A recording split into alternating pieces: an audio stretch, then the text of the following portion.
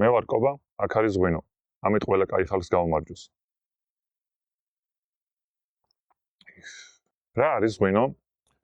ღვინო ეს არის სასმელი, რომელიც შეიცავს ალკოჰოლს. ალკოჰოლი, ანუ იგივე სპირტი, რომელიც ღვინის შემადგენლობაში შედის, ეს არის ეთილი სპირტი, ანუ ეთანოლი, რომლის მოლეკულის ფორმულაც არის C2H6O. ან როგორც მას სხვანაირად გამოსახავენ, ეს არის C2H5OH. ამ სპირტის გარდა ღვინის ძირითად მოცულობას მაინც წყალი წარმოადგენს, სადღაც 75-დან 90%-მდე. წყალში არის გაზავებული როგორც ეს სპირტები, ასევე სხვადასხვა ფენოლური ნაერთები, მინერალური ნივთიერებები, მჟავები და მათ შორის შაქრებიც. ღვინის შემცველობა, რა თქმა უნდა, ცვალებადია, ყოველთვის თანაბარი პროპორციებით არ არის მასში ეს ნივთიერებები, ის დამოკიდებულია როგორც ჯიშებზე, ასევე ტერუარზე, ასევე მეღვინეობის ტექნოლოგიაზე და ბევრ სხვადასხვა ფაქტორებზე. რაც შეეხება სპირტს, იგი ღვინოში, ანუ ალკოჰოლს, იგი ღვინოში გვხვდება დაახლოებით 9-დან 15%-მდე. ყოველ შემთხვევაში ქართული კანონმდებლობით ასეა გათვალისწინებული, რომ არ უნდა იყოს მასში 9%-ზე ნაკლები ალკოჰოლის შემცველობა და 15%-ზე მეტი ჩვეულებრივ ღვინოებში. რადგან 15%-ის ზემოთ უკვე ჩვეულებრივი ღვინო და აღარ ითვლება და სხვა კატეგორიაში გადადის, ეს არის შემაგრებული ღვინო. რაც შეეხება წყალს და სპირტს, მისი დამატება ღვინოში არ ხდება. არ ხდება, ანუ კანონით არ შეიძლება. ეთანოლს იმიტომ ვამბობ ხაზგასმით, რომ ეს არის ის სპირტი, ანუ ის ალკოჰოლი, რომლის მიღებაც ადამიანის ორგანიზმისთვის ნაკლებად მომწამლელია. ნებისმიერი ალკოჰოლის ან ნებისმიერი ტიპის სპირტის მიღება, მათ შორის ეთანოლისაც, ადამიანის ორგანიზმისთვის აბსოლუტურად უსარგებლოა, ასე ვთქვათ და სახიფათოც კი იგი წარმოადგენს ტოქსინს. შეიძლება გაგიკვირდეთ, მაგრამ თრობაც იგივე მოწამვლა, ანუ ინტოქსიკაცია, რაც არ უნდა გასაოცარი იყოს. ეთანოლი ის სპირტია, რომლის გადამუშავებაც ადამიანს ასე თუ ისე შეუძლია და ანუ ერევა მას და შემდგომ გამოდევნის ორგანიზმიდან. სხვა დანარჩენი სპირტები არ შეგვეშალოს და აუცილებლად გვახსოვდეს, როგორიც არის მეთანოლი ან მეთილის სპირტი, ადამიანის ორგანიზმისთვის ძალიან საშიშია და რა თქმა უნდა იწვევს ჯანმრთელობის პრობლემებს და შესაძლოა ლეტალური შედეგიდაც კი დამთავრდეს მისი მიღება. რაც შეეხება ეთანოლს, არც ეს არის გამონაკლისი, მისი დიდი რაოდენობით მიღებაც, რა თქმა უნდა, ადამიანის ორგანიზმისთვის ძალიან საშიშია და ისიც ასევე შესაძლოა დამთავრდეს ლეტალური შედეგით. ამიტომ იყავით ყოველთვის ფრთხილად, როდესაც ალკოჰოლთან გაგვთ საქმე. არასოდეს დაგავიწყდეთ ზომიერება ნებისმიერი ალკოჰოლური სასმელის მიღებისას, მათ შორის ღვინის მიღების დროსაც. ალკოჰოლს, ანუ ღვინოს და ნებისმიერ სხვა ალკოჰოლურ სასმელს არ მოვიხმართ, არ მივირთმევთ მხოლოდ თრობისათვის. თუ ვინმე ასე იქცევა, უნდა შეწყვიტოს. ეს არ შეიძლება. ღვინოს მივირთმევთ და მათ შორის სხვა ალკოჰოლურ სასმელებსაც სიამოვნებისთვის. ეს არის ესთეტიური სიამოვნება, კულტურული სიამოვნება, მეგობრებთან ერთად შეკრება, თვითონ ღვინის და სხვა ალკოჰოლური სასმელების გემოებით და არომატებით სიამოვნება და არა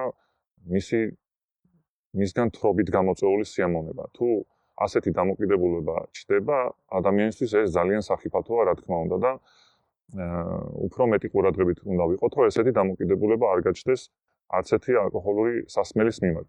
შეიძლება ბევრი ვისაუბრე ალკოჰოლზე, რადგან იგი დაკავშირებულია ღვინოსთან და მის შესახებ ცოდნა ნამდვილად არ გვაწყენს. რაც შეეხება დანარჩენი ნივთიერებების, როგორიც არის ფენოლური ნაერთებია ეს, მინერალები, შაქრები თუ მჟავები, და უფრო მეტად მნიშვნელოვანია მასში ვიდრე წყალი და სპირტი, მიუხედავად იმისა, რომ წყალი და სპირტი უფრო მეტი რაოდენობით არის უფრო მეტი მოცულობით არის წარმოდგენილი პროცენტულად, ღვინოს რეალურად ღვინოდ ეს ნივთიერებები აქცევს. მიუხედავად იმისა, რომ შალ ღვინოში შაქრის ახმა არ ხდება, ის გარკვეული რაოდენობით შაქარს მაინც შეიცავს. კიდევ ერთხელ აღვნიშნავ, რომ ეს შაქარი არ არის ხელოვნურად დამატებული შაქარი, ეს არის ბუნებრივი სიტყვა, ბუნებრივი შაქრები, რომელიც მანამდე არსებობდა ყურძნის წვენში და შემდგომ გადმოიცემა ღვინოში. ეს საუბარი მაქვს ჩვეულებრივ, ანუ წყნარ ღვინოებზე, რომელშიც შაქრის დამატება კანონმდებლობით აკრძალულია.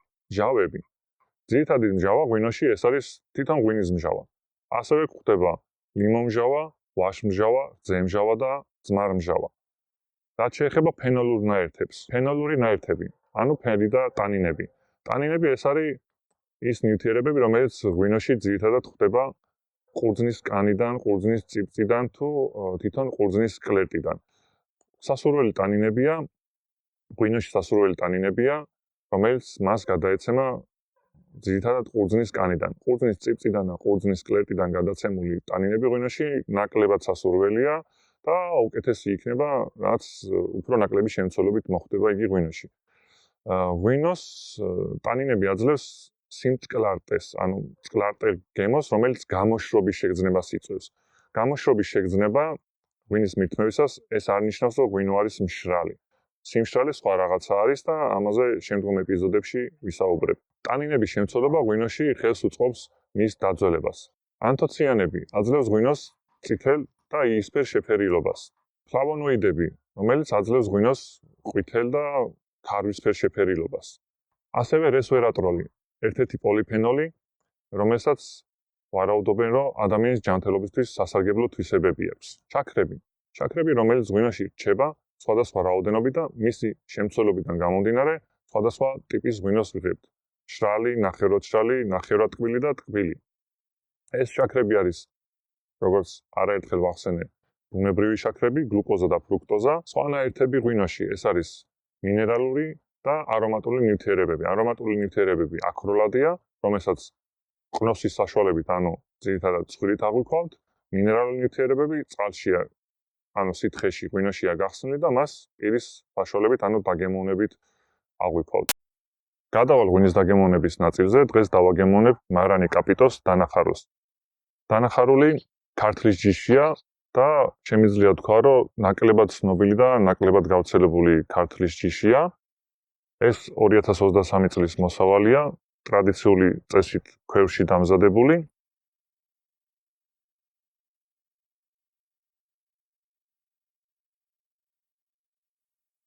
ზომიერად ლალისფერი, ოდნავ მოყვითალო აგურისფერი ერთ-ერთ რკალში. აქვს ზომიერი ინტენსივობის წრემლი.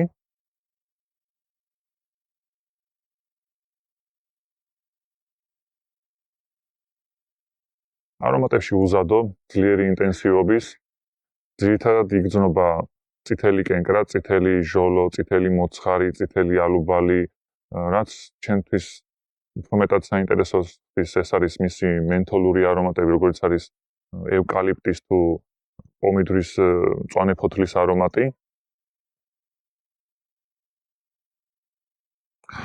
უკანა ფონზე მომდენო არომატებში კარგად იგრძნობა ჩინდის არომატი. გადავიდეთ გემოზე.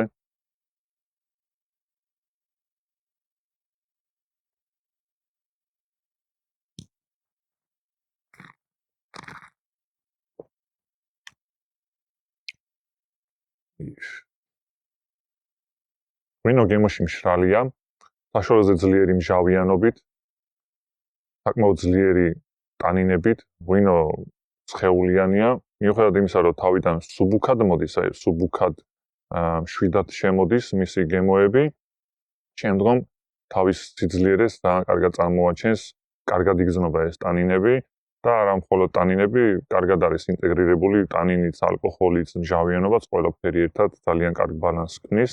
გემოს დაბოლოებაც საკმაოდ ხანგრძლივი აქვს, კიდევ საკმაოდ დიდი ხნის განმავლობაში გრძელდება ის არომატები, რომელიც გემოშიც მოყვება, ძირითადად გამოკვეთილად რჩება ისევ წითელი კენკრა, წითელი ჟოლო და წითელი ალუბალი, მაგრამ კიდევ უფრო მეტად იხსნება მწვანე ფოთლის, პომიდრის მწვანე ფოთლის და ევკალიპტის არომატი და შემიძლია თქვა ასევე თამბაქოს ფოთოლის არომატი, რაც საკმაოდ იშვიათია და ქართულ ღვინოებში ბევრი არ მაქვს თვითონ ეს ჯიში დაგემოვნებული, დანახარული, დიდად არ გვხვდება ქართული ღვინის ბაზარზე, მაგრამ კაპიტოს დანახარულს გამოვარჩევდი ასეთი სტრუქტურული და საკმაოდ კომპლექსური არომატებით.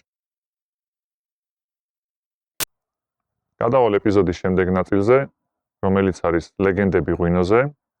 ეს არის ამბები, ჩემს მიერ გაგონილი თუ ნანახი პოსტები სხვადასხვა სოციალურ ქსელებში, შემდეგ ჩანიშნული, ამ პოსტების ქვეშ გამოქვეყნებული კომენტარები, წავიკითხავ ამას და საინტერესო იქნება ასევე თქვენი კომენტარი შესაბამის პოსტზე თუ შესაბამის მოსაზრებაზე. დავიწყოთ.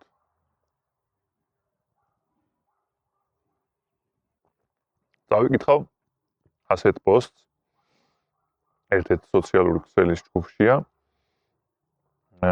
ევროპულად დაყენებული ღვინო ჭაჭის გარეშე რით ჯობს ჭაჭაზე დაღვინებულს? მე ვფიქრობ, ყურძნის მთელი დადებითი თვისებები ევროპულს არ მიყვება. თქვენ როგორ ახსნით? ასეთი რაღაცა აინტერესებს ადამიანს. და წავიკითხოთ, როგორ გამოეხმაურნენ ამას. ერთ-ერთი ასეთი კომენტარია. ღვინოს ვიცნობ ქართულს, დანარჩენი არ მიმაჩნია ღვინოდ. კახეთში ევროპულ ღვინოს რომ უწოდებენ კომპოტს ვეძახით. განსაკუთრებით ნახევრად ტკბილებს. სამწუხაროდ საქართველოში ბევრს არ უყვარს ღვინო ტანინიანი. ამბობენ, სიმწარე დაჰკრავსო. ამ დროს ლუდს მიირთმევენ, რომელიც მართლა მწარეა. არა ტანინებისგან, არამედ სპირტისგან. ამ დროს ტანინები სამკურნალოა, ლუდი კი თირკმელების მტერი. ესეთი მოსაზრება აქვს ადამიანს ლუდისა და ტანინების მიმართ. ჭაჭა შეიცავს კიდევ ბევრ სასარგებლო ნივთიერებებს, მაგალითად ტანინებს, ასევე მრავალ მინერალებს, რომელიც გააჩნია ყურძენს. მარტო წვენი ამეებისგან ღარიბია. ამიტომ ქართული ტრადიციული ტექნოლოგიით დგება ნამდვილი ღვინო, ხოლო ევროპულით ნარეცხი. ეს იგივე პიროვნება არის, სხვა კომენტარით ოღონდ, ისევ ამ თემაზე, რა თქმა უნდა. ძალიან გააკრიტიკა ეგრეთ წოდებული ევროპული ღვინო. რაც შეეხება ტერმინს ევროპული ღვინო, შეიძლება ითქვას, რომ თლად სწორი არ არის ეს ტერმინი, შეგვიძლია უწოდოთ მას კლასიკური ღვინო და არა ევროპული ღვინო. გავაგრძელოთ გამოხმაურებით ამ პოსტზე. გემოვნების საკითხში არ ვკამათობ, ზოგს ქერა მოწონს, სხვას შავგვრემანი. ჭხილებში წერია ქალი. ეგრეა ღვინოც. შრალი, ტკბილი და ნახევრად ეგენი გემოვნების საკითხია. აქ ტექნოლოგიაზე კიდე სხვისი გამოხმაურება. მაგას ქართული არ ქვია, არამედ კახური, რომელსაც მაგალითად იმერეთში არ ცნობენ. ვერ მივხვდი რას არ ქვია ქართული და რას ქვია კახური და იმერეთში რატო არ ცნობენ. იმერეთში ცნობენ ასეთი ტიპის ღვინოს, რასაც ქართულ ტრადიციულს უწოდებენ და კახეთში ცნობენ იმერულ ღვინოს, რომელსაც იმერული წესით დაყენებულს უწოდებენ. ღვინის ტექნოლოგიაზე ახლა ამ ეტაპზე მეტად არ განვავცობ, მექნება სხვა ეპიზოდებში ამაზე საუბარი, რითი განსხვავდება ერთმანეთისგან ქვევში ტრადიციული წესით კახეთში დაყენებული ღვინო და ქვევში ასევე ჭულში უпростоრად ტრადიციული წესით იმერეთში, ანუ დასავლეთში შექმნილი ღვინო. და შემდეგი ისევ იმ ადამიანის კომენტარია, რომელსაც არ მოსწონს უჭაჭოდ დაყენებული ღვინო და ნარეცხს უწოდებს. მგონი მაქვს უფლება სხვის გემოვნებას ვიწუნებდე და კომპოტი ვუწოდო. მით უმეტეს ვერ ვიგებ ღვინის აკუნის ქვეყანას რა სჭირს საიმისო, რომ ევროპული სვას, მაგრამ ნება მიბოძეთ ღვინო არ ვუწოდო. დიახ, მე ევროპულ ტკბილ ღვინოებს კომპოტს ვუწოდებ. თავისი მოსაზრება აქვს ადამიანს. აქ გამოეხმაურნენ. იმერული თქვენი აზრით ქართული არაა და რა გჭირს ციცქაცოლიკაურის ქვეყანას, რომელიც 4 ლარიღის და არა ლარნახევარი კახური ღვინო ვსვათ. ვიღაცას კახური ღვინო არ მოსწონს. ისე უკვე ცოდნაზე მიდის აქ კამათი და არა მხოლოდ გემოვნებაზე. ამპელოგრაფია უნდა გადაიკითხოთ, ან დაგუგლოთ, ვიდრე ღვინის ხარისხზე ისაუბრებთ, თუნდაც ევროპულზე. კარგია პატრიოტიზმი, მაგრამ შესაბამისი განათლების გარეშე ნულის ტოლია. კარგი რჩევა მისცა.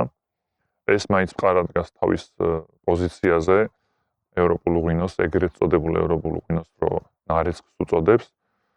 ერთი და იგივეს ვლაპარაკობთ, გარდა ერთისა, ევროპული ტექნოლოგიით ღვინო კეთდება ყურძნის ტევნების დაწნეხვით და აქედან გამოსული წვენისაგან. გამოწნეხვით რომ მზადდება, კი ბატონო, მართალია, მაგრამ ეს იმას არ ნიშნავს, რომ წვენი არაფერს არ შეიცავს და წვენი მხოლოდ წყალია. ამაზე შეგიძლიათ იხილოთ სხვადასხვა ინფორმაციები და შეგიძლია აქვე გითხრათ, თუ დაახლოებით რა შემცველობა აქვს ყურძნის რბილობს. იგი შეიცავს უამრავ მინერალებს, ჟავებს, შაქრებს, სხვადასხვა ნაერთებს ასევე. შემდგომ რა თქმა უნდა, ყურძნიდან ამ წვენის გამოწნეხვისას ეს ნივთიერებები წვენში რჩება, არსად არ მიდის, მაგრამ დაღვინების პროცესში იგი შესაბამისად გარდაიქმნება და ვიღებთ ღვინოს. ეს მარტივად რო ვთქვათ.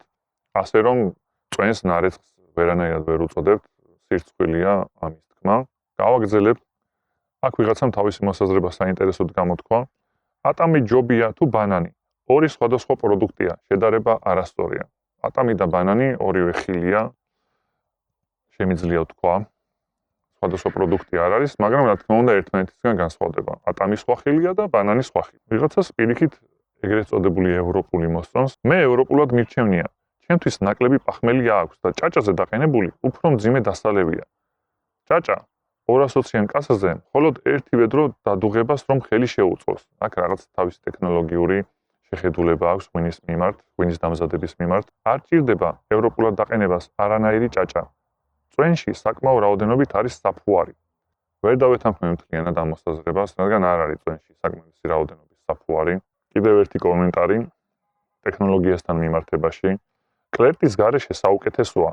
თვითონ კლერტი სასარგებლოს არაფერს შეიცავს. გარკვეულწილად მართალია, ამ კომენტარს გამოხმაურება აქვს იმ ადამიანისგან, რომელსაც არ მოსწონს ნარეცხი ღვინოები. მინერალები, რაც ყურძენი შეიცავს, მიეწოდება კლერტის საშუალებით და ისეთივე ნივთიერებას შეიცავს, რასაც ყურძენი. ხვდებით, რომ კლერტი სასარგებლო რომ არ იყოს, აბსურდია. ერთ-ერთი სხვა კომენტარი.